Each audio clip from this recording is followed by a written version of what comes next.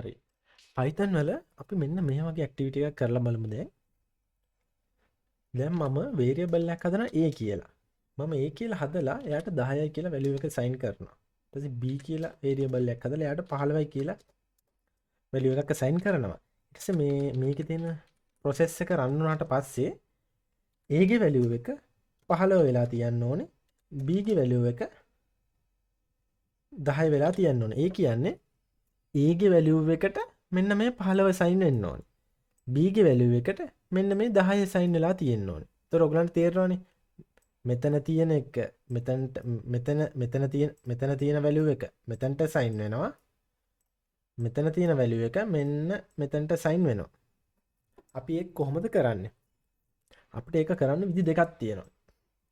ඒ තමයි පළවෙනි එක තමයි දැන් මේකට කියන්නේ දැන් මෙහෙම මාරු කරන එක swap කරනවා කියලා. දැන් මේක කරන්න අපිට පුළුවන් තව variable එකක් මේක temporary variable එකක් කියලා එකක් ගේන්න පුළුවන්. දැන් මම temp කියලා variable එකක් අරන් මම යාට කියනවා temp variable එකට කියනවා ඔයාගේ value එක දැන් ඒ value එක හා සමානයි. ඊට පස්සේ මම මේ a කියන variable එකට කියනවා ඔයාගේ variable එක දැන් එකට දැන් b කියන variable එකේ value එක සමානයි. ඊට පස්සේ b ට කියනවා ඔයාගේ value එක දැන් මේ temp කියන variable එකට සමානයි. දැන් මම print කරලා බැලුවොත් a b කියලා මේක run කරලා බැලුවොත් දැන් මට a ට එන්න ඕනේ 15 කියලා b ට එන්න ඕනේ 10 කියලා. අපි මේක මීට වඩා ලස්සනට කියමු. ලස්සනට මීට වඩා තේරෙන විදියට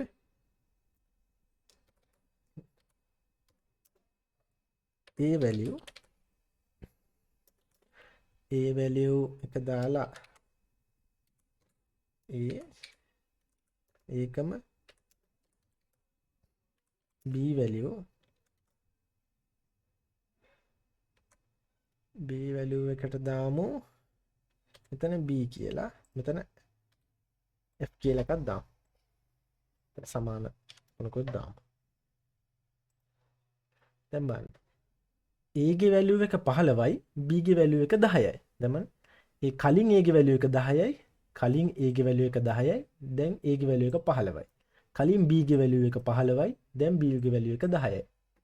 එතකොට අපි දැන් මේක කරේ මේ swap එක කරේ ඔයගලන්ට බලන්න. දැන් temporary කියලා තව variable එකක් ආවා. එයාට ගිහිල්ලා a ගේ value එක assign වෙනවා. දැන් temporary කියලා මෙන්න මේ තියෙන variable එකට මෙන්න මේ 10 assign වෙනවා. දැන් 10 තියෙනවා temporary එක ඇතුලේ. ඊට පස්සේ a කියන value එකට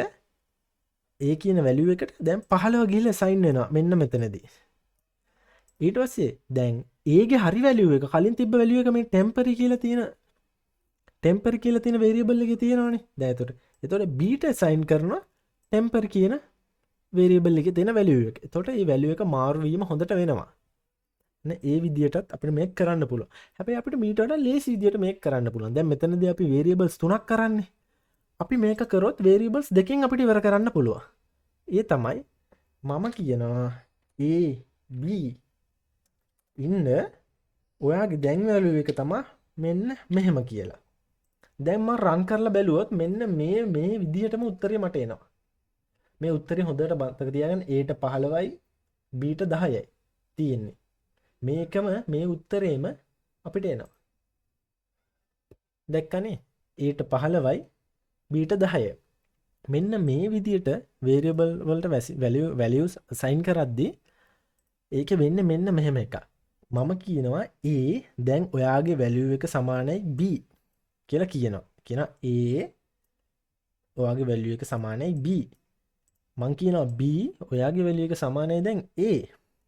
හැබැයි ඕගොල්ලන්ගේ මේ value assign කිරීම කරන්න ඕනේ මම මෙතන ඉඳන් compile එක මෙතන ඉඳන් මෙන්න මෙතන ඉඳන් මෙන්න මෙතනට ආවට එද්දිම එකපාර කරන්න ඕනේ. ඒ කියන්නේ මුලින්ම b ගේ a ගේ තියෙන value එකට b දාලා පස්සේ ආයි b ගේ value එකට a දාන්න නෙමෙයි ඕනේ. ඒ දෙක හුවමාරුව කරන්න ඕනේ එකම අවස්ථාවේ. කියලා තමයි මම කියන්නේ. මෙන්න මේ විදිහට වැලියු එක assign කරාම ඔයගොල්ලෝ බලන්න මෙන්න මේ විදිහට ඔයගලන් ප්‍රෝග්‍රෑම් එක රන් කරලා එතකොට ඔයගලන්ට තේරෙයි මේ එක දිගට variables මේ විදිහට දාලා a, b කියලා දාලා එයාට values assign කරන්න යද්දි කොහොමද values ඒ වගේ assign වෙන්නේ කියලා. ඔයගොල්ලෝ කලින් විදිහට temporary කියලා variable එකක් හදලා කරන්නත් පුළුවන්. හැබැයි මේ ක්‍රමය ඊට වඩා ලේසි. හරි කියන්නේ ප්‍රෝග්‍රෑම් එකත් පොඩි වෙනවා. ඒක try කරලා බලන්න. මේ විදිහට ඔයගොල්ලෝ තව ඒවා try කරලා බලන්න. කියන්නේ දැන් මේකට values මෙහෙම දාන්න නැතුව input function එකත් එක්ක value එක දාලා බලන්න. එතකොට ඔයගොල්ලෝ මතක තියාගන්න input function එකේ value එක ගන්න string එකක් විදියට මම ඒක data එක මාරු කරගෙන ඉන්නත් ඕනේ integer විදියට. ඊට පස්සේ ඔයගොල්ලන්ට float වලිනුත් ඒක කරලා බලන්න පුළුවන්. ඒ වගේ ඒවා try කරලා බලන්න.